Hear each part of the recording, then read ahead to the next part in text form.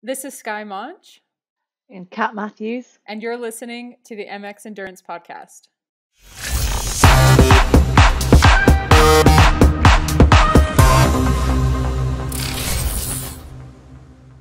Welcome back to another episode of the MX Endurance Podcast, where we look at everything that's been happening in the world of endurance sports. My name is Tim Ford, and I am joined by the penultimate legend of the sexy shepherdess, the sexiest voice in triathlon, none other than James Bale. Jimbo, welcome back to the podcast. How you going, mate?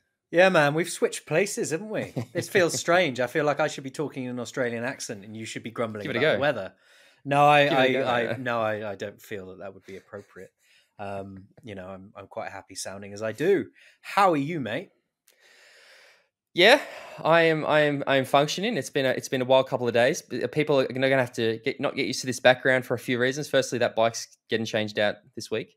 Secondly, I'm going to be on the road from today. I'm flying to Norway for 2 weeks. So there's going to be a slight change of location. I'll have to do, maybe what I'll do is I'll have to set the camera up and I'll do it like with the snow behind me. So I'll be like outside. I want to see mountains. Beanie on freezing. I want to see mountains behind you. You know, I want to see Christian Blumenfeld just slogging through the snow out there on his training missions. Like a Rocky montage where he's like running down and the car's following him, sliding into the thing. So no, it's been a wild bloody couple of days, but yeah, literally changed flights, everything. Flying to Norway tonight, so it's going to be interesting. First time traveling outside of Australia in like 2 years, mate. So we're getting old. We've aged in this period. Tell me about it. How about you, Jimbo? Yeah, not too bad. Busy day. Lots and lots of driving today, mate. And I thought my my new TT was ready to pick up. And I went all the way down to the bike shop and it wasn't quite ready because the bearings hadn't turned up for the road bike. So I came away empty-handed. So I got all excited this afternoon and went herring down there to pick up a couple of bikes. And I came back empty-handed. So, sad face all round. It's not like you use them, so I don't think it's that big. Yeah, it's true. It's true. But the comeback is real, bro. The comeback is real. I'm my ankle's almost there. I just had a physio appointment before this and I can feel 2022 starting to come into sharp focus now. I'm just disappointed because I trained all that work for Dubai and now I'm not bloody racing it. So it's a bit like, yeah, that is a real shame for you, but there you go. It is what it is. It is what it is. And you know what this is? This podcast is the official podcast of MX Endurance, the world's premier endurance sports community, created by four-time world champion Chris McCormack. James, I normally ask you what's something you like about MX Endurance, but I wanted to talk about something that I like about MX Endurance because I've had quite a positive experience this weekend. As I just mentioned, I am traveling to Norway today. And one of the things that a lot of people maybe don't realize about MX is that we're global. We have people all over the world. And I put out a call to the MX guys saying, guys, I'm jumping on a plane to Norway tomorrow. Can anybody give me any advice about maybe borrowing a trainer while I'm over there? Because I still want to keep training even though I'm there. And I've had several of our Norwegian members and actually members from other people who know people in Norway messaging me being like, hey, here's a guy you can contact. Here's a shop you can contact. Have you thought about this person? Like it makes traveling to places maybe you're not that familiar, like so easy. And it's one of the things that I always appreciate and like the most is how willing people are to help. And just, do what they can to make that triathlon lifestyle overseas much easier. And it's something that we've maybe forgotten over the last few years when travel hasn't been as prevalent. But it's a thing that I really like about MX Endurance. Mate, all I heard was that you train. I didn't realize you actually trained. I thought it was all just Instagram and filters. Oh, fuck. I saw Tenchi put up a thing in the group the other day and it was like a meme and it's like, I'm basically as fast as the pros, but I just don't race that. I just don't like racing that much. And he's like, this is basically Tim. I was like, mate, I've raced like 31 half Ironmans. Like, get fucked. I would love to race. I just keep having these bullshit things get in the way. I shouldn't say bullshit. This thing isn't bullshit. The reason I'm going to Norway, but things that just keep getting in the way. So I was so excited to race Dubai. I've been training so well. Like it's. Yeah, but that training won't go away. You know what I mean? Yeah, exactly. It's just Just got to keep the engine going. Keep the engine going in Norway, mate. That's what I'm trying to. I found a pool. I'm gonna come and dominate Europe, mate. Come and dominate Europe. Welcome. I've got a race when I get back though. So I hope, again, it's a whole thing. People don't care, mate. Let's talk about things because this week on the show, we're talking about athletes changing nations, athletes joining new teams, some results. And then you are going to sit down with two lovely female professional triathletes, Kat Matthews and Skye Moench, to talk about their upcoming year. I will obviously not be able to make that because I will be on a plane. But let's get into it, mate. The first piece of news comes from John Levinson at Try 24/7, and this one, when it got dropped again, MX, this is where I found out about it, is that Richard Murray is to race for the Netherlands. Richard Murray has confirmed that from 2022, he will be sporting the colours of the Netherlands. Now, based in Holland, Richard is the husband of top Dutch triathlete Rachel Klammer and has been training in Europe with the squad for a few years now. He said, "I like the country and the way the sport is organised. I enjoy working with the NTB and look forward to competing in the World Triathlon Championship Series and in the mixed team relay on behalf of the Netherlands after making a full recovery from my heart surgery last year. One day, I would like to be a coach, and I believe that my future lies in the Netherlands. My wife is Dutch, and at some point, we will live there full time. I think I can be a good addition to the Dutch team." Back to John Levinson. As you may have seen from time to time, you'll see an athlete race under an ITU World Triathlon flag, which typically reflects the period of transition from one country to another, while all of the appropriate administrative requirements are met. In this instance, that looks set to be short, courtesy of cooperation and approval of Triathlon South Africa. Full approval could well be granted as early as March 2022. James Bale. Yeah, man. Look, I'm pleased to see him back racing for a start, let alone who he's racing for. I mean, it just we know with the heart and health issues that Richard had. Just it's great to see an athlete be able to overcome that and get back into a racing suit and hopefully back to winning in high performance ways. And then watching him switch from South Africa to the Netherlands is it's an interesting decision, but one that I'm sure him and his team have taken not lightly at all and thought about a lot. So all the best, really. What do you think? My biggest takeaway is it's fantastic that we're going to see Richard Murray back racing. I think I've always thought Richard's one of the most exciting athletes on the circuit to watch race. So that's a real positive for me. I still hold on hope that we're going to see him do some middle distance stuff because I think he'd be fantastic at it, where that swim weakness wouldn't be such a factor for him. The changing country one, I mean, I guess as an outsider, it doesn't really bother me, to be honest. No, but I wonder what it must be like. I've had a few South African people message me about it, being like, "This kind of sucks," and then a few Dutch people being like, "Yeah, this kind of sucks." Like, it's like when Chris Froome comes and wins the Tour de France under a British flag. It's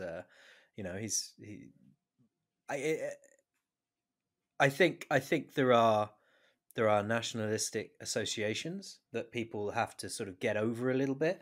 I tend to not worry too much about who's racing for who. I'm not a particularly nation supporter, if you know what I mean. I pretend to be on the podcast a little bit, but I'm not rah British flag or English flag or whatever. You do when you're winning. yeah. But what I'm saying is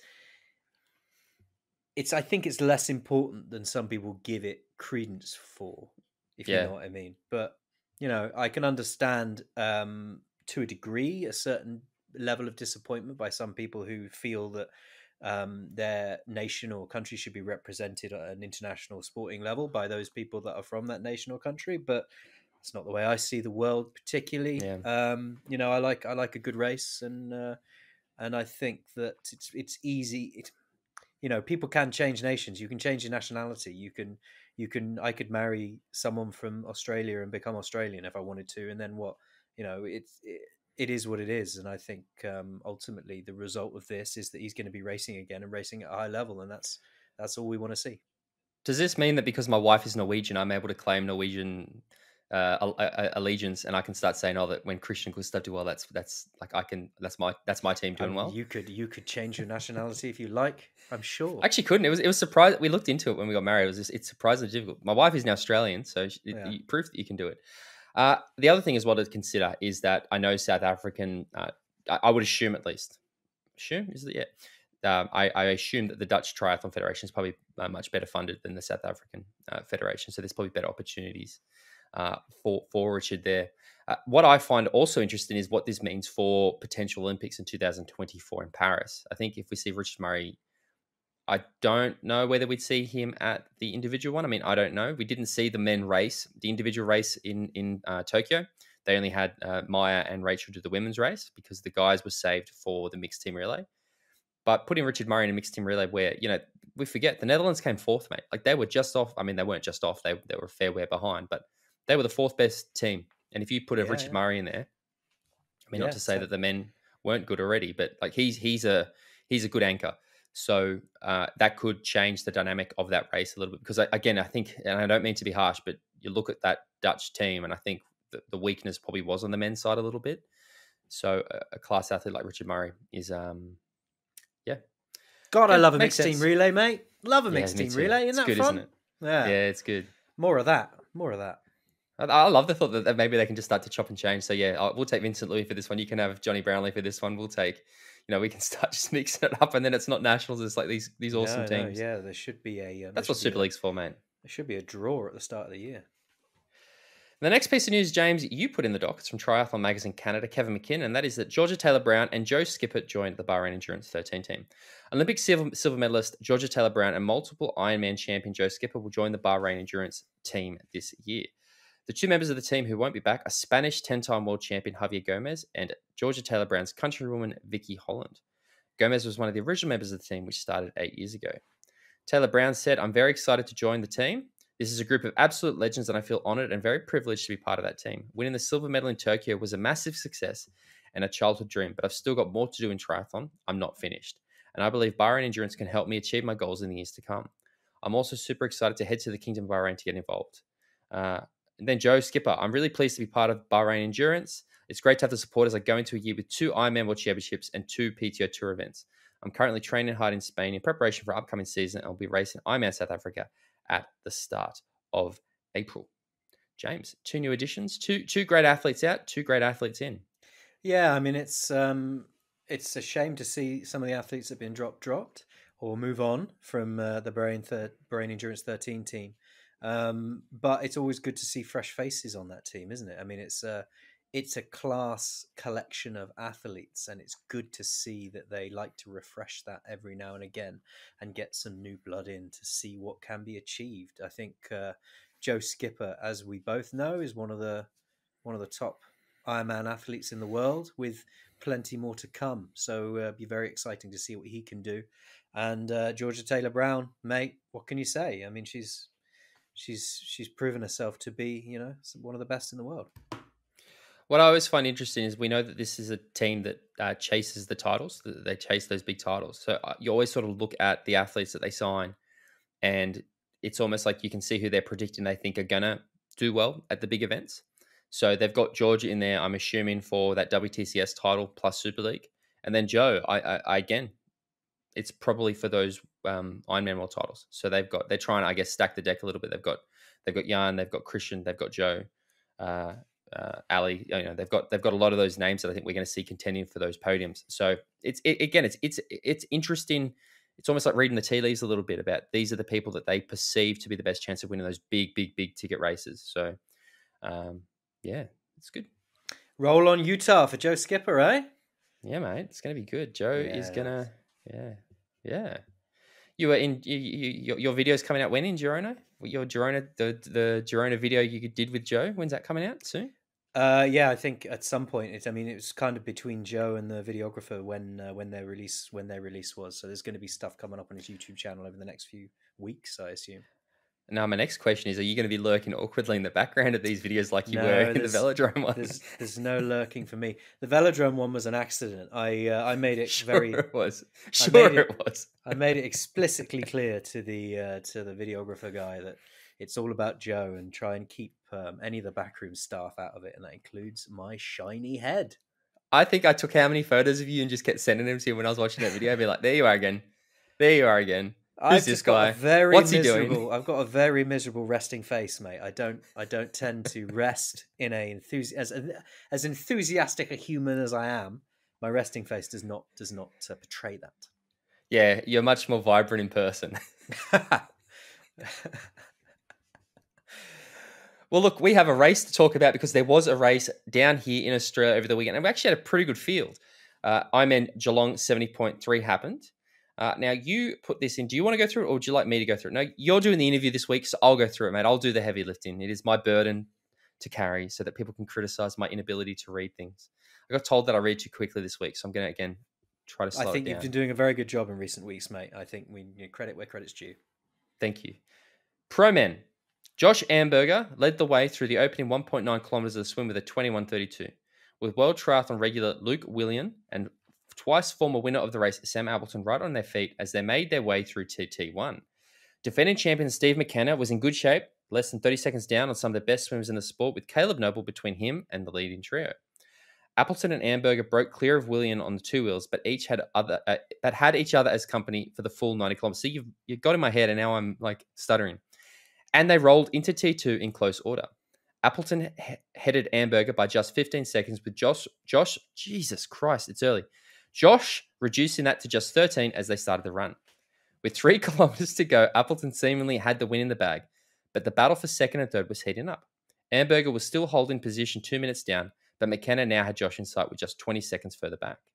Appleton continued with his all-round performance, living up to his PTO ranking and taking a third in the third 70.3 title with a 1:13 run split.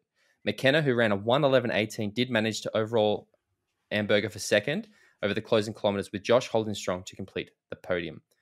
Fucking hell, that was brutal, they meant man. there's a typo in there. I think they meant overhaul. Yeah, But, I was reading that, so I was like, is that a British term that I don't understand? Do you want me to do the women? No, I'll do it. So, Right. pro man, Josh Amberger, 3:41.16. What? The results are okay. Those results aren't right because we know Sam Appleton won. So I'm guessing it's Sam Appleton 3:41.16, Steve McKenna 3:43.11, and Josh Amberger 3:43.43. Yeah. Pro women. They've doubled Josh Amberger's there, haven't they? They stitched you right up. See, it's not me. It's not my inability to No. read this time. It's the article. I knew it was early, so I've just been putting typos and messing with it for you. Trying to catch me out. Yeah. It's doing well. I'll be awake after this. Pro women. Defending champion Ellie Salthouse is no slouch in the water, but was more than a minute down on Dutch athlete Lottie Wilms at T1. Onto the bike, and Wilms and Watkinson were matched almost to the second over the 90 kilometres. Lottie started the run 2.5 minutes up on Watkinson. Uncharacteristically, Salthouse seemed to be gradually losing time all the way through the ride, and by the time she dismounted ahead of T2, she was almost 10 minutes down on the leader. Winner at Ironman 70.3 Sunny Coast last year, Lottie Wilms continued her gun-to-tape performance, even extending her lead over Watkinson, running a 1:22.39 compared to the 1:23.46 of Watkinson. Her winning margin at the finish was more than 3.5 minutes. Grace Theck gained back more than 4 minutes on the 2 leaders on the run with a 1:19.32 to complete the podium, matching her third-place finish last year. So in first place was Lottie Wilms in 4:07.41. Second place, Amelia Watkinson, 4:11.17. Third place, Grace Theck, 4:15.45. There we go, James. Well done, I got mate. through it. We got some racing back, haven't we? Finally. We certainly And did. it's good. Yeah. And it's good to see some competitive racing taking place, and nice to have some results to talk about, isn't it? Because it's been a while. We've been picking our way through the triathlon landscape without much happening for a while now, and it's we're back in it. Good on the men's race. I like to see that sort of competitive racing, and the sort of difference between second and third was very slim. So it's I love it when there's a race to finish off the podium. I really rate Steve McKenna as an athlete, and Steve had his first child last year. So I've been curious to see how he's going to come back, whether that sort of, was going to make, and again, I'm generalizing, I don't have children, so I'm not positive about it, but I was like, is he taking a bit of time away to, be a first-time dad? So to see him come out with that blistering, a 71-minute run, and pick off Josh Amberger, who's a good athlete, like very, very good athlete. Great to see Steve. And then Sam Appleton. I mean, Sammy's one of the favorites of the pod. I really, really like Sam Appleton. So really good to see Sam. Firstly, Sam was down here for Christmas, and this is where you can tell the world's starting to get a bit back to normal. Sam was in Australia for Christmas, has gone back to Boulder, and has come back to Australia to do this race. So that's we're starting to see those athletes able to move a lot more freely, which is really good. So doing lots great of to see tests Sam as he does it. It's a shame to see Ellie Salthouse misfiring like she was. I just hope I hope that's just a blip on her sort of approach to the year, rather than a sort of precursor for things to come. I think I saw she made a comment somewhere which was basically like, no point, ruining potential championship chances later in the year at this, at the start of the year. So I mean, yeah, Ellie's a class athlete, and I think Ellie's a person we need to watch this year, especially that 70.3 World Championship and the PTO Tour events. So, yeah, totally. But I mean, Lottie Wilms, mate, sounds like making the change from short course to middle distance is working really well for her. She's now won 2 70.3s. And again, Amelia Watkinson is a very, very good athlete. So to put minutes into her, 4 minutes ahead of her at the finish is seriously impressive. I don't know. Did Ellie finish? Because I couldn't see her on the results list, but I've seen photos of her on the run. She wasn't. It sort of sounds she like wasn't she in did. that. She wasn't in that top 5. But I Even on the will tracker, find- mate, she's not there. Oh really? I checked. Oh, she's not on the. I was She's just not on the looking at tracker. So I'm guessing she was a DNF. Oh, that's a shame. But dear mate, she'll be The other back. one- She's fucking class. Yeah, of course she will. The other one, Tim Van Berkel, 5th place. Good to see Tim. Up there or thereabouts. I mean, he was 6 minutes back on the lead, but Tim Van Berkel's again a big name in Australian triathlon, and I hope we get to see Tim actually get out there and do some races this year. He made the choice last year to stay at home in Australia, and I think we'll see him hopefully get out there and start to get some more races overseas under his belt, because Tim is a great athlete. So speaking of great athletes, mate. The race that is the headline should be here. Are you going to be all right? Are you going to be all right reading this? I've got some tissues next to me in case I need them, because I was going to say the headline here should be Dubai is robbed of its biggest name. To be honest, like that will come out once people realize I'm not racing. I'm at 70.3. Dubai reveals a stellar procast. Try 24/7. John Levinson. It is actually stinging a little bit, mate. When I saw the names, I was like, this is going to be so good. I'm going to take my recording gear. I'm going to do trying to grab some little interviews with them all when I'm there. Yeah. But alas, it is not to happen. Reef versus Phillip. Daniela Reef is no stranger to racing in Dubai. The defending champion from 2021, who won by more than 5 minutes, was also the victor in 2017, 2016, and 2015. That first victory was when the event was held under the Challenge Family banner. The standout name in terms of potential competition for the Swiss athlete is Laura Phillip. The German, part of the HEP sports team, who recently added Gustav Eden, finished 2021 as PTO ranked at number 3, narrowly behind Daniela Reef. Phillip totally dominated the 3 races she started last year, winning by 21, 10, and 45 minutes respectively. 4th on her Kona debut in 2019, Laura has moved on significantly since then. Norway versus Denmark. The defending champion will return in the men's race too. Daniel Beckergaard, last week's guest and friend of the podcast, will wear number 1, courtesy of his performance last year. From that, he went on to finish 3rd at 70.3 World Championships, and he won his leg at the Collins Cup. He ended the year ranked number 6 on the PTO rankings. There is likely to be a Scandinavian battle in the Middle East, with the much-anticipated season debut of Olympic and World Triathlon champion Christian Blumenfeld. Perhaps the most talked about in the sport right now, Big Blue has his eyes set on cleaning up over every distance before heading to Paris in 2024 and seeking a second Olympic victory. Not to mention, we've also got Martin Van Riel who'll be racing there. I saw he's been training, getting ready for it. And there's so many athletes on that start list. It's going to be stellar.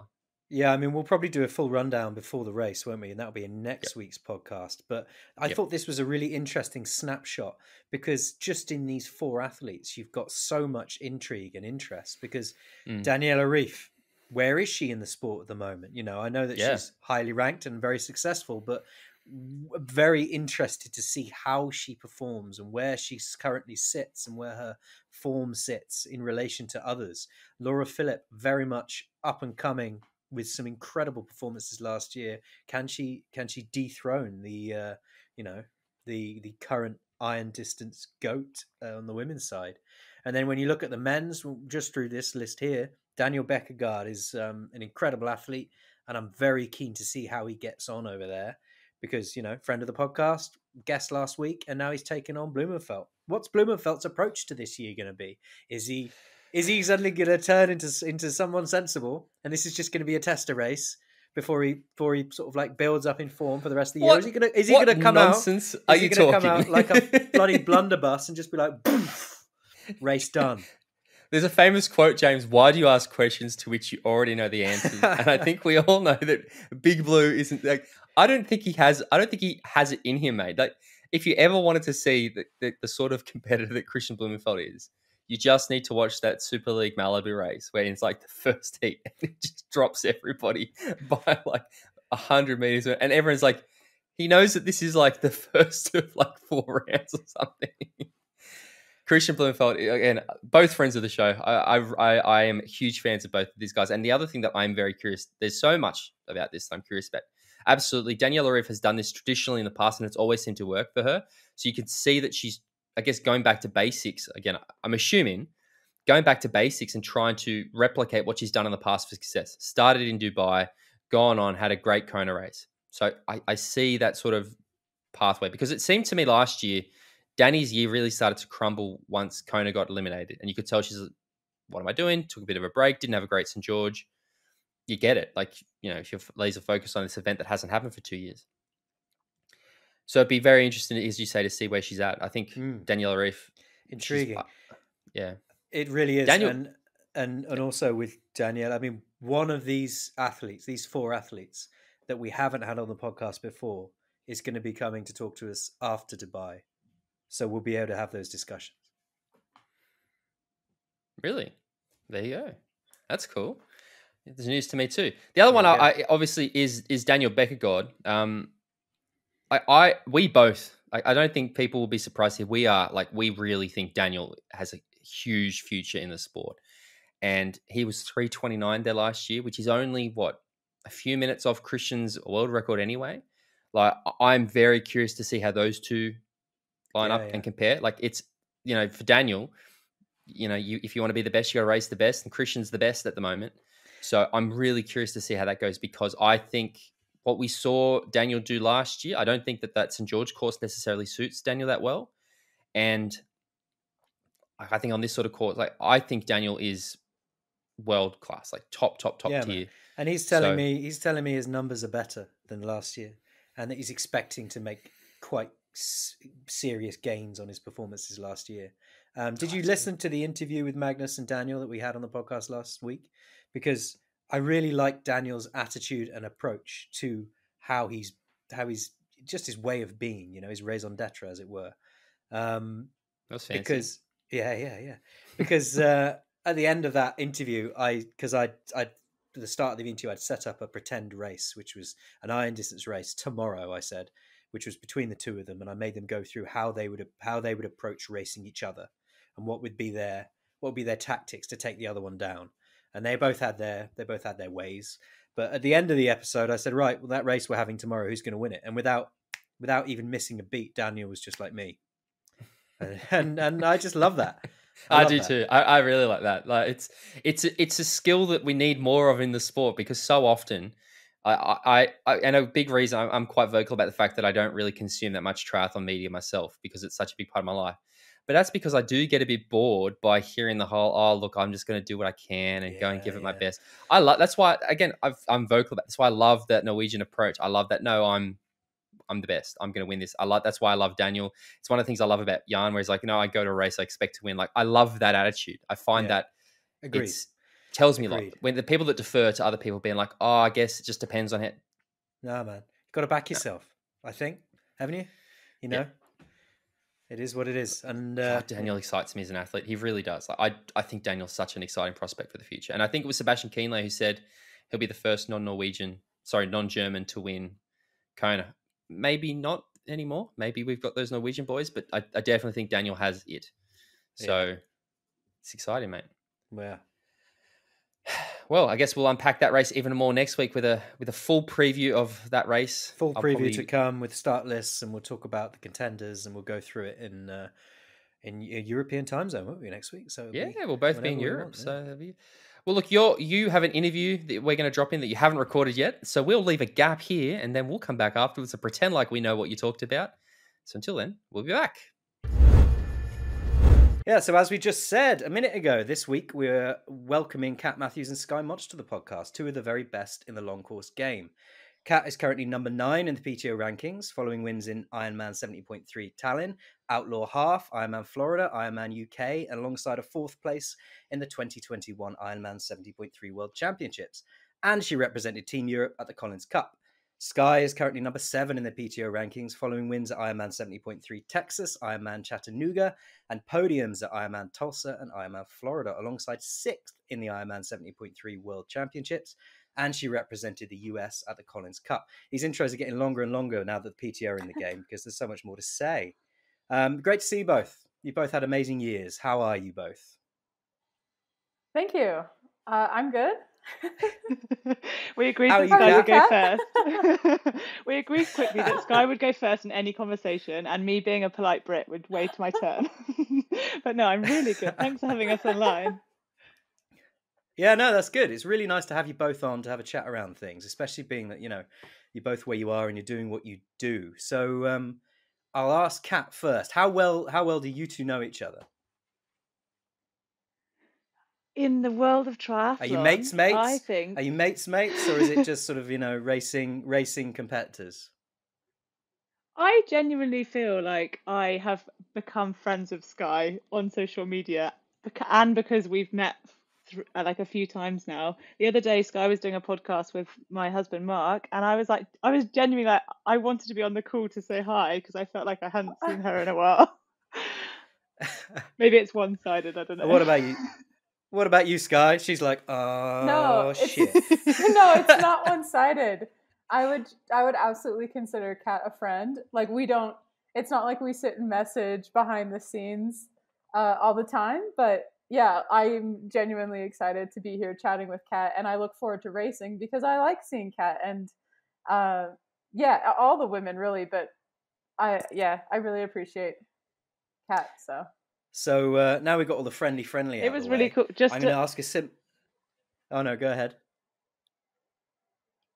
I was just going to add context that we're not just being like, yay, I like Skye, I like Kat. After the 70.3 World Champs, there was this really nice sort of post-race community feel, and everybody genuinely was really happy for everybody else, and it was like hugs and photos and friends and rubbish food, but it was good.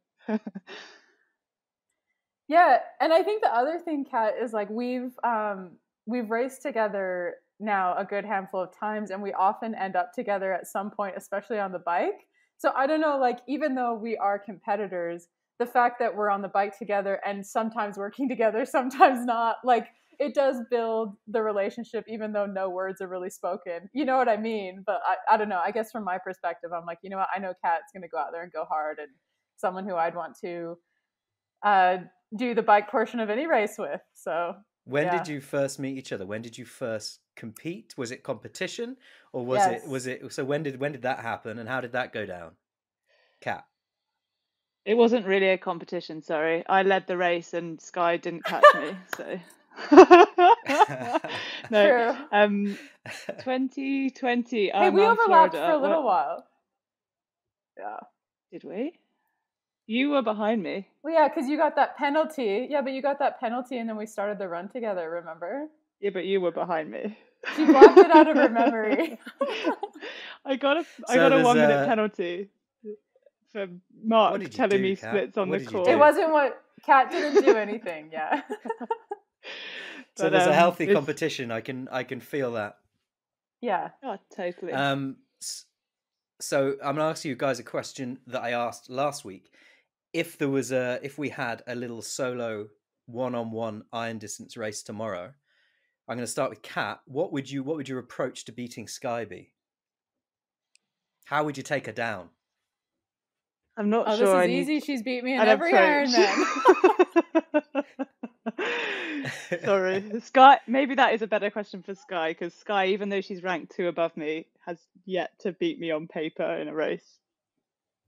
All right, Skye, we'll throw it over to you then, mate. I was gonna balance it out with both perspectives anyway. Skye, how would you beat Kat tomorrow in this iron distance race in Dartmoor in Devon?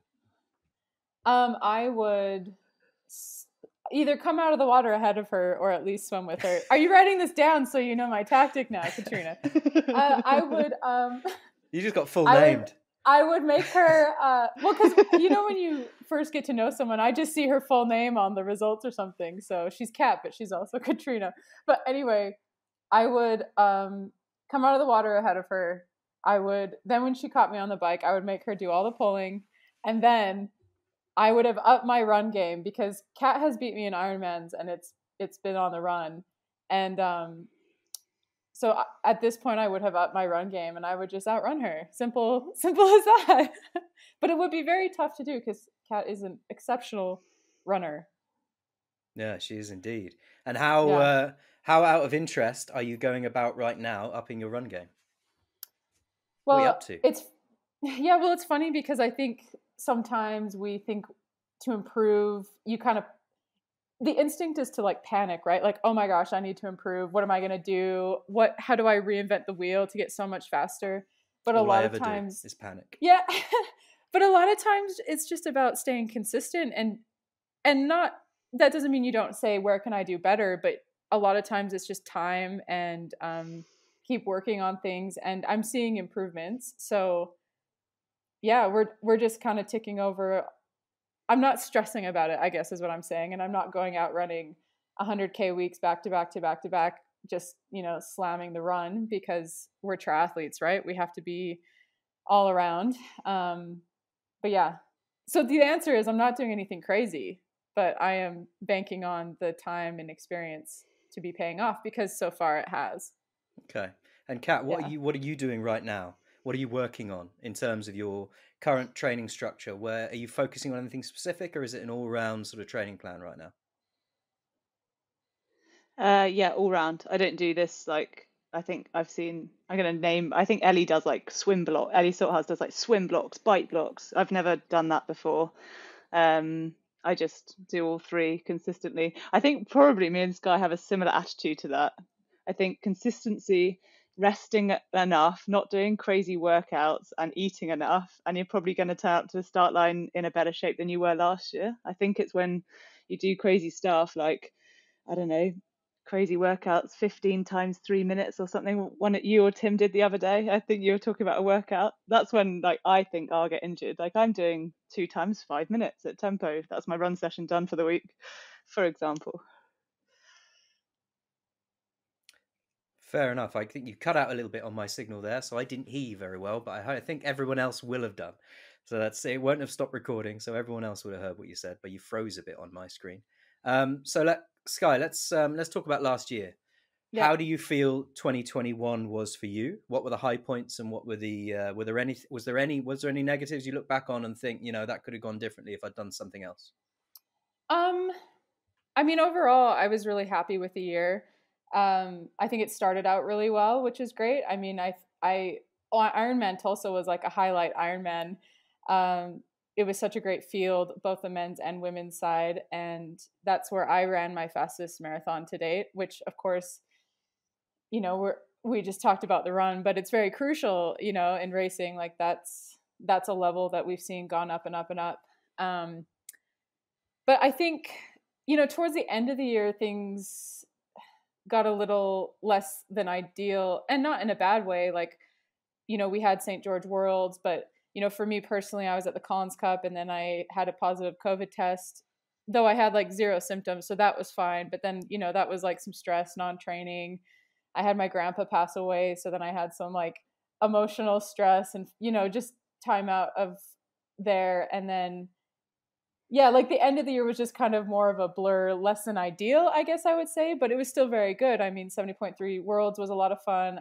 I had a great race in Chattanooga, which, looking back now, it's like Chattanooga was probably reflective of the shape we were working towards if we had been at Kona. You know what I mean? So it was kind of like, okay, good. Like, we were on a good track for a good performance at a world championship Ironman distance. But yeah, no real negatives. I'm not a really negative person, so I guess there's nothing where I'm just like, oh, that was terrible. But yeah, we all have our own personal things to overcome, and takeaways. Certainly, I learned a lot last year.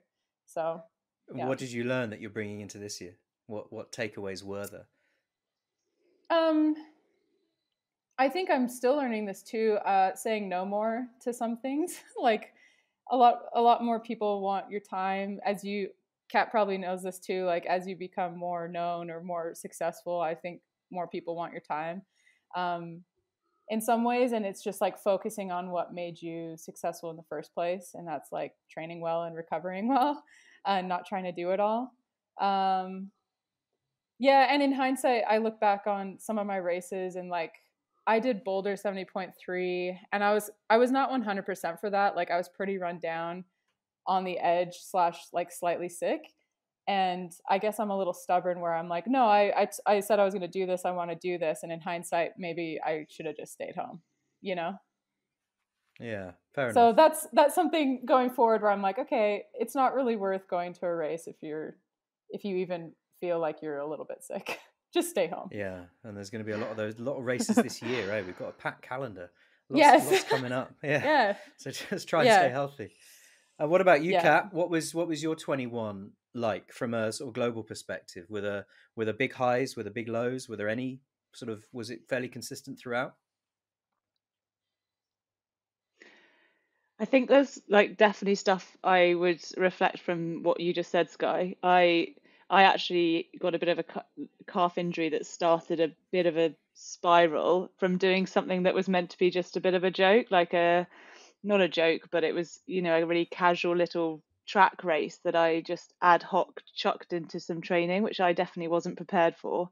So I think, yeah, definitely the same. There were some lows, but the lows were, again, maybe not focusing enough on I don't know, committing to stuff. I tend to not live by regret. Like if I've made a decision to do something like Yeah. Ironman Bolton when I wasn't run fit, I knew that I was going to pick up some overload injury. Like there was no way you can get through an Ironman and not if you haven't done X or you're already injured to an extent. So I knew that decision going into it, and it was the outcome I expected coming out. So it was things like that. I just accept that I've made the decision and I just get on with it. But highs, my actual best race I get was Ironman Tulsa. Like I think because it was the first race of the season, it was so hyped up. It was such a great crowd. It was a really cool town with such history that we had such a good time there before the race. I don't know.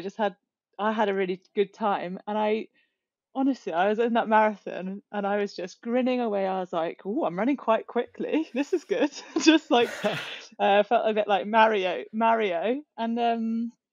and it was really fun. Like I never went into that race wanting to win. Like it was Daniela Rife; she was always going to win. So, sorry, Skye. And so yeah, I came out with the result I wanted. So that was a pretty good high for me. You certainly did. But yeah, I mean, we all enjoyed the Collins Cup in terms of the team aspect. Like I'm not necessarily saying it was the perfect race for everybody, and lots of difficulties with should it have points and is it too too selective. But I think the experience as a professional athlete was incredible. Nice. So looking at the 70.3 World Championships, you both placed highly in that. Do you think, obviously, first question is, did you interact with each other at all on the course, or was it just head down going for it? Did you find each other on the course at any point? And is there any communication in a race like that? Do you ever sort of think, well, let's talk about some tactics and whatever? And you both placed highly. Do you think you both had your best day on the day, or was there anything you could have changed on those days? We'll start with Skye on this one. Well, before the race, I told Kat to work. I told her we should work together, basically. Or maybe I asked her to work with me on the bike if we came together. Basically saying, like, I'll work with you if you'll work with me. So Kat came out of the water a bit ahead of me, but then I caught her at the beginning of the bike. So as I passed her, I said, "Let's go, Kat. Like, let's go get them." So then I think we both thought we'd work together a bit more, but then when Kat found her legs, she was just ripping my legs off. But it helped me because I was just like bound and determined to stay with her. So we were together like almost the entire bike, basically. We rode really hard to catch kind of the main pack towards the front. I think like it was Ellie Salthouse, Holly Lawrence, Jeannie Seymour, Emma Pallant. They were all together, and yeah, we caught them before Snow Canyon, and then going up Snow Canyon, the pace was way too easy, and I was sitting at the back of all these women, and I was like, okay, this isn't how I'm going to climb this canyon. And so I just kind of went for it and made my way to the front and pushed it hard. And I think Kat came too, right? I didn't look back, so but Kat came too. So yeah, we all kind of got off the bike, or the two of us got off the bike around the same time. Although she did fly down that descent and make it into transition before me. Well done to Kat. So anyway, that's how it went from my perspective. She may have her own story. But yeah, we were together like pretty much the whole bike. And we didn't talk a lot other than I do remember just saying, "Let's go, Kat," at the beginning. Yeah. So, and then to answer your question of could things have gone differently, I don't I don't know. I don't have regrets. I'm kind of like Kat said, I don't live with regrets. I knew I wanted to go hard on the bike and give myself the best chance of the best position off the bike. And yeah, maybe paid for it a little bit on the run, but I crossed that finish line feeling like I did everything I could on the day and was very satisfied. So Kat, what's your version of events? Yeah, Kat? I'm not sure. Is that how it went down? I'm not sure anyone didn't pay for it on that run. I mean, except for Lucy, I just don't. No one had run legs on that course. It was just mental. Yeah, Skye said to me in the pro briefing, she was like, "Yeah, so let's work together." I was like, "Sure, Skye." As I was like overconfident that I was going to swim better than her. I was like, I don't want to be seeing you at all. And then when she came past me on the bike, I was like, "Oh, like, am I like, what's going on? Like, okay, fine, like this can work." And then she slowly sort of, in my experience, Skye slowed down a bit. So I was like, oh, I'm not having this. I'm going to take the lead. And yeah, exactly. The rest is identical to Skye's experience. I was really impressed with Skye's like attack on Snow Canyon. Initially, I was a bit bummed because I felt like she had cut in. She hadn't. It was a massive hill and there was nowhere near she had, but in my head I was like, come on, I'm gonna chase her now. So chased her up Snow Canyon, and then yeah, I properly attacked their last downhill into T2 because I wanted to make sure that I dropped Emma and Jeannie as much as possible for the run. But I went into that race for fun. Like I genuinely was really lighthearted in my attitude for it. And I think the same as Skye, we've been focusing on Ironman the full distance. So to race at 70.3 over a course like that is just a bit feisty. Like it's fun and feisty, and you don't necessarily have to have the ultimate performance to still enjoy it and still do well. Yeah, I mean, what do you make changes to your training if you were to focus on the 70.3 solely? As if it was your priority race as opposed to a bit of fun, what changes would you have made, if any? For me, honestly, I don't think I'd have done anything because I wasn't run training, so I couldn't have done anything differently. I would have done exactly the same swim training and probably exactly the same bike training as I still do now. I would train for both relatively similar. What about you, Skye? Yeah, maybe there would be a little less of like really big bike and run days that I do, but I don't know. I've never only just done 70.3, so I just can't even like distinguish what would be different. But yeah, certainly I do think the training would be slightly different and maybe there'd be a bit more speed there. But yeah, I feel like we balance it pretty well to be competitive at both. And for me at that race particularly, like I had just been stuck in Slovakia. So yeah, same. I was just like, I'm just happy to be here. I wasn't sure that I'd get out of hotel quarantine to be here. So yeah. And how long were you quarantined for after the Collins Cup? I can't remember. Well, it only ended up being about a week. Okay. Worst case scenario was I was prepared for 14 full days, but yeah, we were able to get out. Yeah, I remember because I remember being there, and me and my friend, we left the day after the race. Then we got an email saying anybody that's still here needs to come and get tested because there's been an outbreak. And I was like, we are gone. We have left the bubble. We are not. Yeah, we'd like shaked hands the day before and everything. So stressful. Exactly. So I'd already done. Yeah. It was. Yeah, it was. It was not an ideal end to the Collins Cup, but we'll talk about the Collins Cup in a bit. So this year we've got an announcement of the PTO Tour. That means this year we have 2 Ironman World Champs, a 70.3 World Champs, the Collins Cup, 2 PTO Tour races, and various other races that I'm sure you'll both cherry pick as you go through the season. That's quite a lot in a year.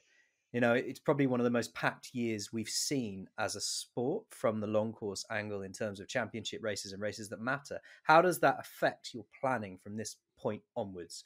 I'll start with you, Kat. I think it's good to start with me because I think my internet's being really rubbish. So apologies if there is a lag on when it comes out as audio. But I keep thinking you don't like my question because there's a stony silence. I'm so sorry, and I can't interject or comment back because I know that's going to be like a 10-second delay, and I'll just interrupt whatever you're going to say next.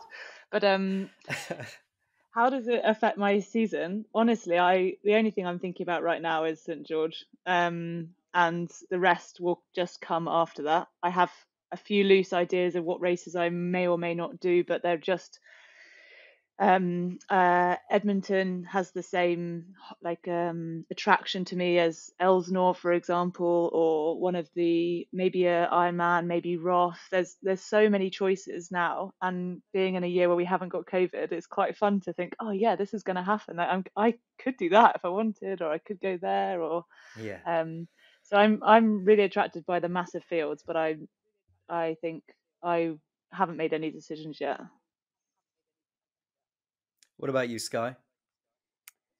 Yeah, and same as Kat. Like right now, all I'm really thinking about is St. George. But I certainly want to be part of those big races and PTO events. And for me, being based in the US, like it's quite easy travel for me. I don't have to consider, massive travel days or time zones and things as much.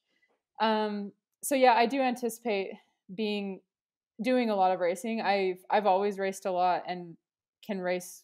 I feel like I race well racing a lot. It's something I enjoy. So it's just, I think as I look at it, it's like, okay, if I want to be able to do a lot of racing, I just need to focus on making sure that I'm, like I said earlier, not saying no to things that I need to say no to, and really focusing on recovering and being in a good headspace and being able to execute and things like that.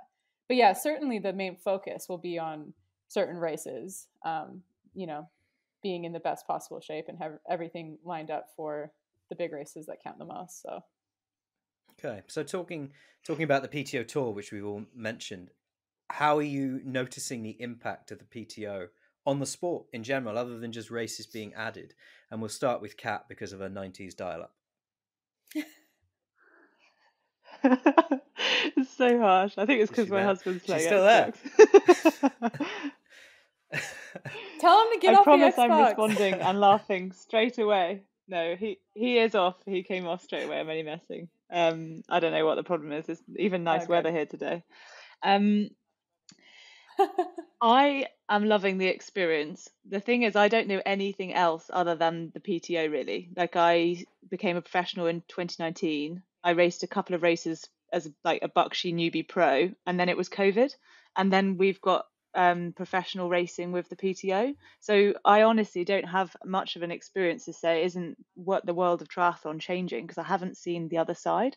But at the moment, I can say it's incredible that we've got this choice. And importantly, we haven't just got Kona, full stop. Whereas this year we've got 2 Ironman world champs, we've got 3 massive competitions, and then we've got the Collins Cup as well. I would say 3. We've got the 2, and then there's probably going to be another one, maybe sometime somewhere else.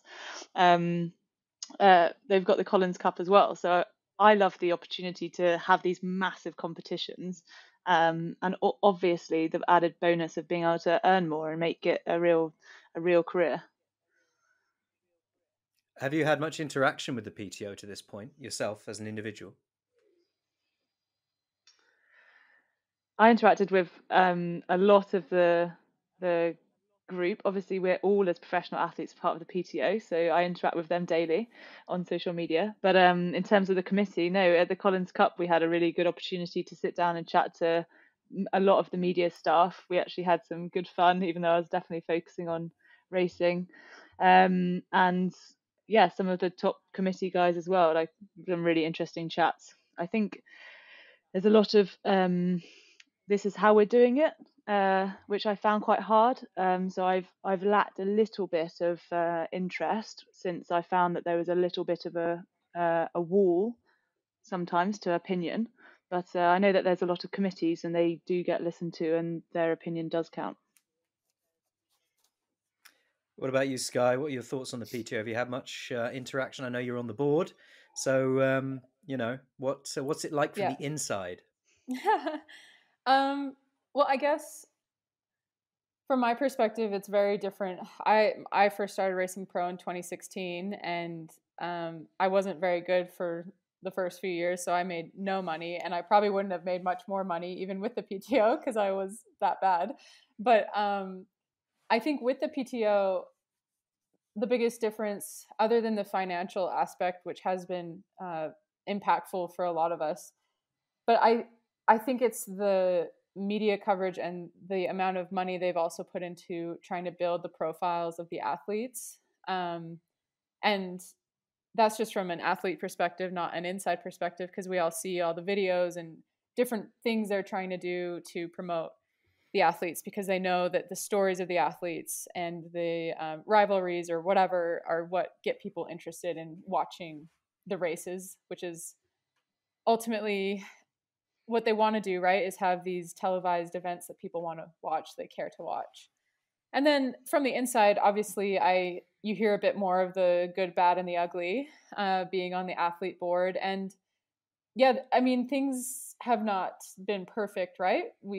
No one is, and no organization is, but I really do feel like the PTO as a whole is trying to accomplish something, and it's difficult to just make it happen quickly.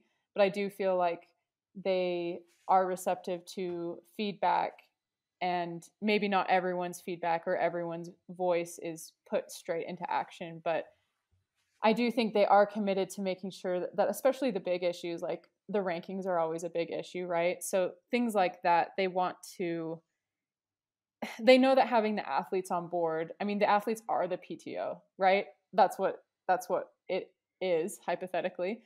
So the athletes need to be on board with it, so they do understand that the things that we care the most about, or maybe that we're the most unhappy with, or what needs to change, and really hear the athlete's voice on those. Yeah, they do seem, the one thing that we say on here a lot, me and Tim, is that they do seem to listen. There are missteps every now and again, yes. but they do genuinely seem to listen to feedback. Now, yep. Recently there was the launch of the age group racing, and the price was really, really high, and then they've come and slashed it. Was that something on the athlete board that you talked about, you were part of? Yeah. We had some emails going, and then we spent almost an entire board call talking about it. And that was before they announced the price change. But yeah, we discussed it, and they wanted to know our input and if we thought cutting the price and everything was the right thing, and just discussing what we thought that issue was from our perspective. And they wanted to know any feedback that we had heard, if we had heard any from the triathlon community. So yeah. Cool. I mean, it was, because we had a big chat about it on here, and there was a lot of social media action around that particular announcement, and it was really good, I think, to see that the listening that was done by the PTO and the reaction to it. So talking about the PTO, let's talk about the Collins Cup. You were both there. Team Europe was victorious, banging, and you both had a good race. How was the Collins Cup, Kat, from your perspective? I'm going to start talking before you finish, just in case I manage to not have such a lag. And I am celebrating in my dining room at the winning of the Collins Cup. I sort of already said, in terms of race atmosphere and experience, it was crazy. We sat in what the Team Europe roster was, and sat in a little common room having a bit of a laugh and sort of pretending that we were, discussing what the outcomes may be if who got matched against who. So yeah, it was good fun. And then I don't know, the community of it as well, just sitting down in the dining room with everyone else there. There was amateurs, professionals, coaching staff, PTO committee, other people didn't know who they were, lots of people all together having breakfast, lunch and dinner together in one facility, which was amazing. We had massages we could book. We had a common room with a coffee machine that intermittently did and didn't work, and a training pool just outside. It was great. What did you think of the Collins Cup, Skye, apart from the COVID related quarantine afterwards? Let's put that to one side. What was it like for you on the day? Yeah, no, the COVID does not overtake all my other memories. I thought the Collins Cup was such a cool experience, and I just felt really grateful to be there the whole time. As an athlete, I felt super valued, and just knowing that it was a first time event and kind of just a handful of athletes essentially there, it was really cool to be a part of it. And the camaraderie between the teams, and even other teams, like Kat said, we'd all be in the dining hall. You got to know so many more people or meet so many people that otherwise you never really would take the time to necessarily talk to or have a full conversation with.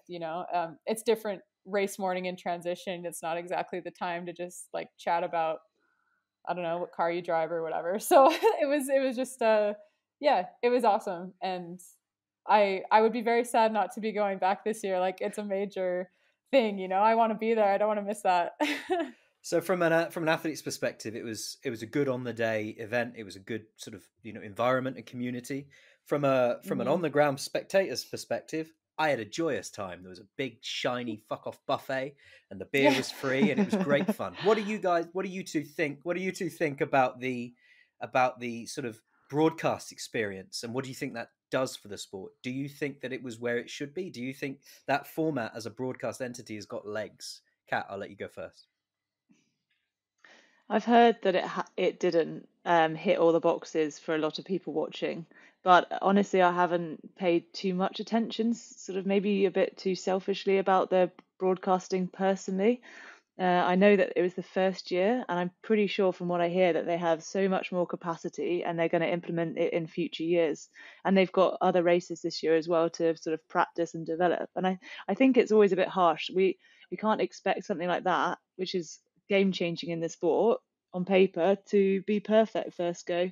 And I think they did an incredible job with what they had. And like you say, you were sat there having free flowing wine and the freshly cooked salmon and noodles, which we had afterwards. It was a great experience to be part of. So I think maybe just go and watch it live.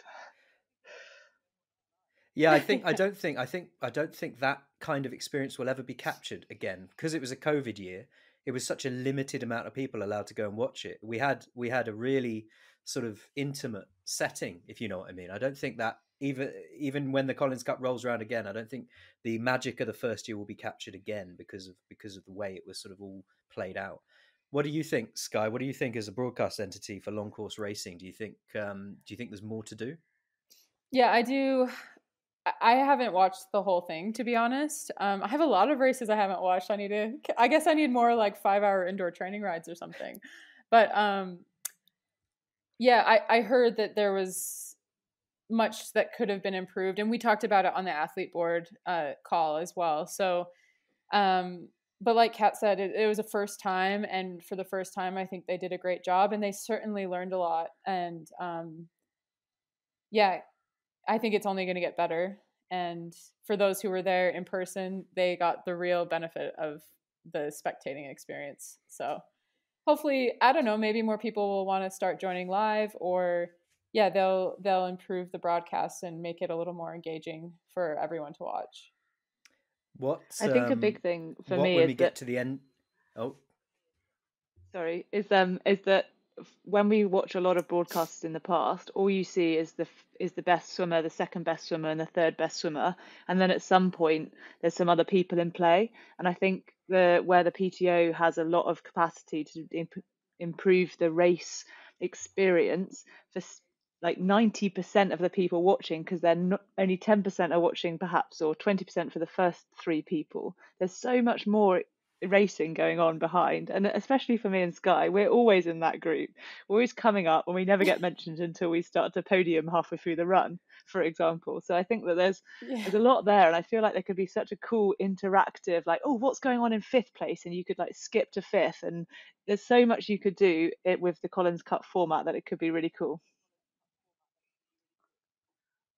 Yeah, I like the sort of match race style, because like you say, it captures the way the athletes are put together to race each other. It captures a real rivalry type situation, doesn't it? And allows people to sort of view the racing all the way down through the field, no matter where you are. So it's certainly, I think it's got legs. I think there's a bit of refining to do, but there's always refining to do in everything, isn't there? Yes. So if we were to have that race tomorrow on Dartmoor, the iron distance race that I'm arranging for both of you, who's going to win it? Right now? Yeah, tomorrow morning. Line up. Kat's It's got a so delay. unfair because of Kat's this got a lag. delay, so she I can't just feel say like me. I've got no Yeah. chance. It's not fair. I guess I win because of the lag. Yeah, Kat's coming from 1999. I'm here pissing So, myself. she's gonna. So unfair. I think, sorry, Skye, like So, I'm in really great shape at the moment, so I'd probably win it, or even if I did it on my road bike. So, good joke.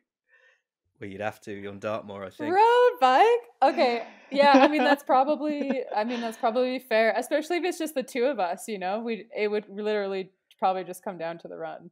And Kat has a proven record there, so Fair enough. But it's not May 7th yet, so that's what we're really When we get to the end of 2022, 10 weeks still to go. Yeah. When we get to the end of 2022, what is gonna be a good year for you both? What will have been a good year when you look back? What do you want to achieve this year? Kat, we'll start with you because you're coming from the past. I'm coming. I'm here, I promise. I want to, as always, finish every race and knowing that I've given it everything. And I say this in such a cringe, like boring way, but on the day, if you genuinely gave it everything, you can't be sad if you didn't have 5 extra watts because you tried your absolute hardest. Saying that, I still want to podium at St. George. And I had a little play today with some of the run splits, and I'm pretty sure that I can give Anne and Laura a run for their money. And we're just assuming that Lucy's going to have a fail on the run. So that could be quite fun, I think, and especially to watch. Like, I know there's people already getting quite excited about that. Sorry, Skye. You'll obviously come in 4th, don't worry, in my little world. Okay. And then just an injury-free season until Kona would be really cool. What about you, Skye? Yeah, pretty similar to Kat. I too, like, if I finish every race knowing I gave everything, then I'll be satisfied. I don't try to get too emotionally attached to any one result, but I absolutely would love to podium at St. George as well, along with a lot of women. So it's going to be an excellent race. I'm super excited for it. And yeah, getting through the year happy, injury free, and just enjoying every bit of it and staying positive is really what I look for. But I am excited to get to Kona for the first time. I know we're all super focused on St. George, but I really hope Kona happens, and a good result there would also mean a great year. So cool. So what's I got asked a question by a friend of mine today to ask you both. What is your? I'm so sorry. This lag is killing me. I promise it's killing me more than it is you. Sorry. But yeah, me and Skye have never raced in Kona, right? So it's going to be we've missed the last 2 years, and it's like frustrating. This is the year. You're going to get to go there, and you're going to get to see what you do on the Big Island, which will be exciting. Do you think Kona still has, with all the other races building, do you think it still has the magic it used to have? Does it still hold that most important race of the year for you both? Not for me, honestly. Yeah, well, first of all, it needs to happen, but I do think, there's a lot of other races that can make your career, right? Like, it's not all about Kona. Of course, Kona can make or break some careers, but you can have a great career. Obviously, I mean, we've had great careers the last year, and there's been no Kona. So as much as I'm looking forward to it, I do feel like, yeah, it's nice to focus on other events. And yeah, a question from a friend of mine today was, what is your non-sport related geek out? And I'll send that to Kat first. Non-sport related. Kat, who is frozen I'm a massive she's back. No, that's not fair. It's stupid internet. I have just started playing chess again. I used to play loads as a kid. Like, I was a proper nerd, chess club and like county champs and all this sort of stuff. And yeah, I just started playing online again on the app. You can play. I play my brother and my cousin, and yeah, it's quite good fun. Oh, cool. Skye, what's your non-sport related geek out? I was gonna say baking and finding new recipes and cooking things. I spend a lot of time doing that sort of thing. That's probably how I fill most of my free time. But my husband and I are also into board games. We're playing a pretty geeky one right now. It's pretty crazy. Like 25 levels. It's just like permanently set up on our table. So that's pretty geeky. But it's fun. It's a fun way to spend time together and not spend too much energy either, you know? Yeah. I like board games. Board games are good fun. They are. Keep you away from the screens, eh? Exactly. Yeah. Well, I really appreciate you both coming on. If the internet wants to find you and learn more about you, where can they do that? And we'll start with Kat. In 1999, I've been really trying to like butt in right before you finish to reduce the lag. But it's getting boring now. I'm most active on Instagram, Kat R_Matthews. What about you, Skye? Yeah, I'm also most active on Instagram, and we have been doing a bit of YouTube, so you could subscribe there. It's a lot easier to do content when the races are happening. I'll say that, but yeah, Instagram and YouTube. Cool. Well, really appreciate you both coming on together, and it's been a pleasure, and I hope you both have the best of years. Thanks, James.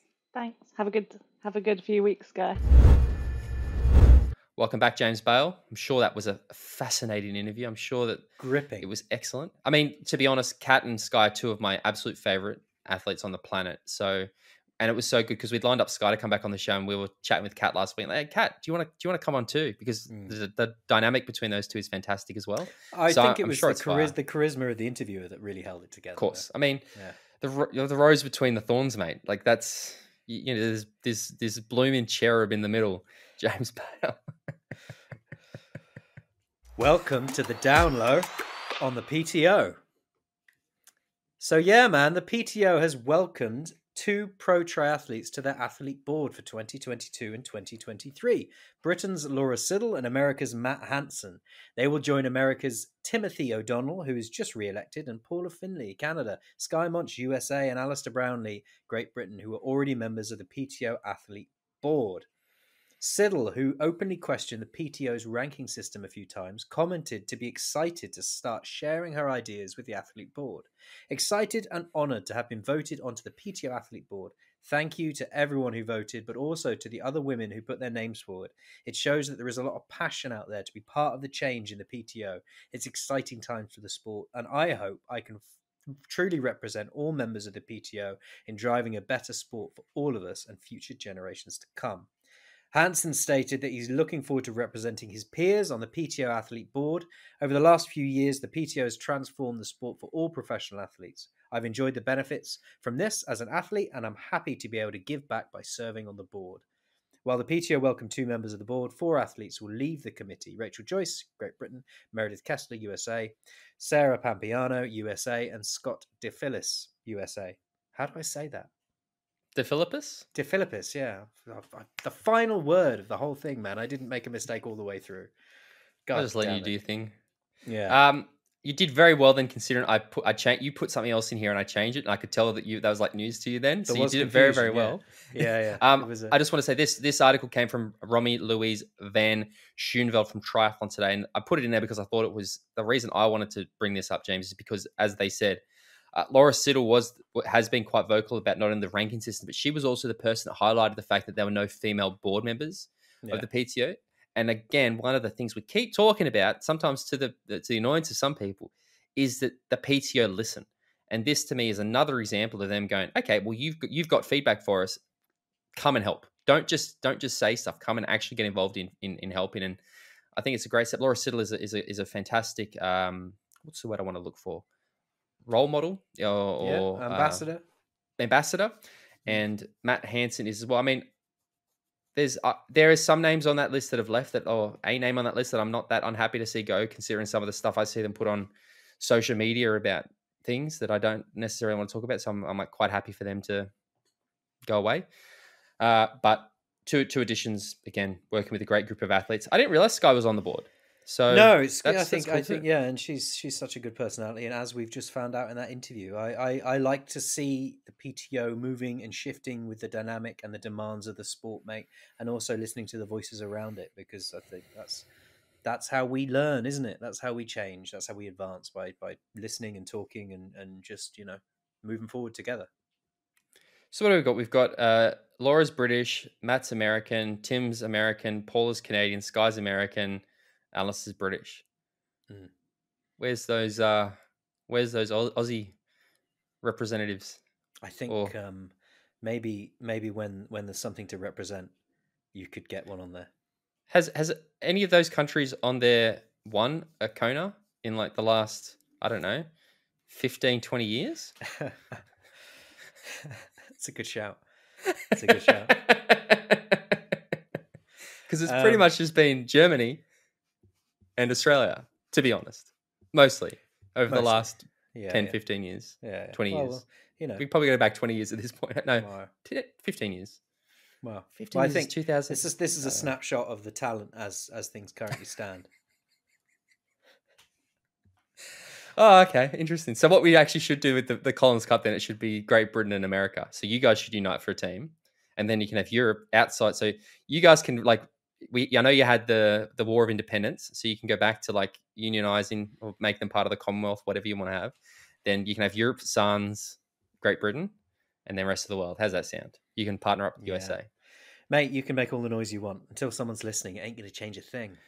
Laura Siddle, as a member of the board, I want you to get Team GB out of the European team for the Collins Cup. I need allies. I know some athletes are jumping on board. I should try to get internet on my flight so that I can get Skye. I didn't know you're on the board. Get them out. Come on, fight for this. It's ridiculous. I understand why now. There's so many Brits on the board. That's why it's happening. I get it now. I understand what's going on. I'll make sure that's a question that I ask in the interview that I'm going to record tomorrow evening, UK time. Perfect. Because you got a Brit and an American, just like the PTO board, mate. I am so confused at the moment, mate. I keep thinking it's Thursday morning. I'm wondering why I'm so dog tired. You're doing really well, mate. You're doing really well. But also, off the back of this, I do want to mention the just quickly. If you enjoyed last week's interview with Magnus and Daniel, then go to the PTO's YouTube channel, because there's a documentary that they've made about those two athletes and what they've been up to, where they come from, and some of the hardships that Magnus has been through with his injuries. So yeah, go and check that out. I'll be honest, it was sort of the incentive for us to try to get them both on, was that we knew that they were doing that piece of content. So we'll jump on that bandwagon and sort of try to ride the waves of that. And I've watched bits of it. It's really, really good. And as we said, all that stuff we were talking about Daniel before, you'll find out more about it in that documentary. So support good content. Speaking of supporting good content, if you like content like the MX Endurance podcast, what a segue. Head to mxendurance.com/podcast, where you can sign up for one of our podcast memberships for as little as $3.40 a month or $49 a year. Gets you bonus monthly episodes we record with Macca each and every month. I think this month's going to come up to the 23rd, so it's like just under 2 years we've been doing it for now. So that you get access to all those episodes, partner discounts, community. Like if you're traveling and you want to know stuff, the guys will be there to help you. Whole bunch of goodies. Get it to buy the MX Endurance merchandise. Good stuff. Supports the podcast. Gets us to St. George. St. George page is ready to go. I've sent it to the IT guy to launch it. Everything is ready. So James, by the time this episode comes out, it should be up. So people can come and join us. We've got two options. We've got the camp option, which is the people who want to do the training, and the people who just want to come and spectate and have a good time and have a group of people. So we've got the two options for people. MX Endurance members get a discount. Open to non-MX Endurance members, you get a 12-month MX Endurance membership included. So there you go. If you want to get the bonus podcasts, why not come and join it? You'll get those benefits as well. Again, that'll all be available very, very soon. James, if they want to find out other things about MX Endurance, what do they need to do? If you want to find out more about MX Endurance, head to mxendurance.com or search MX Endurance on Facebook or at MX Endurance on Twitter or Instagram. If you want to follow me, I'm at bale.james85 on Instagram, or you can follow Tim at tford14 on Instagram, because Instagram is all he does. He doesn't really race. He just filters and takes pictures. Please jump onto iTunes, give the show a review. You can do it in the podcast app, and it really helps the show out. If you like what we're doing, tell a friend, help us grow the podcast. If you've got any suggestions, guests, criticisms, comments, or queries, send an email to podcast@mxendurance.com. I'll tell you what, bale.james85. I actually think you've been more active on Instagram lately than I have, to be honest. 2 days ago, 15th of February, 3rd of January. I think you've probably put up more posts than I have. And I mean, why wouldn't you? Look at this content. It is just class. Like that is the Bale. Me and my 500 followers, mate. You know, I've got to entertain them somehow, haven't I? 632 actually. So, well, there you go. It's going up. It's a very, very deep follower number. You've got some good quality followers in there. I love that you're a hashtag endurance consultant. What's an endurance consultant? Let's unpack that, James. What's a joke? I put that on there as a joke. Remember, we made it. It was on the podcast a few years ago. We were trying to decide what my job title was going to be. You know what we need you to do? We need you to put on. All your bio should say is just completely out of context. The sexiest voice in triathlon, like that. That should just be. Can you make that your Twitter bio? Can you make that your Instagram bio? And can you make your LinkedIn thing your job description? The sexiest voice in triathlon.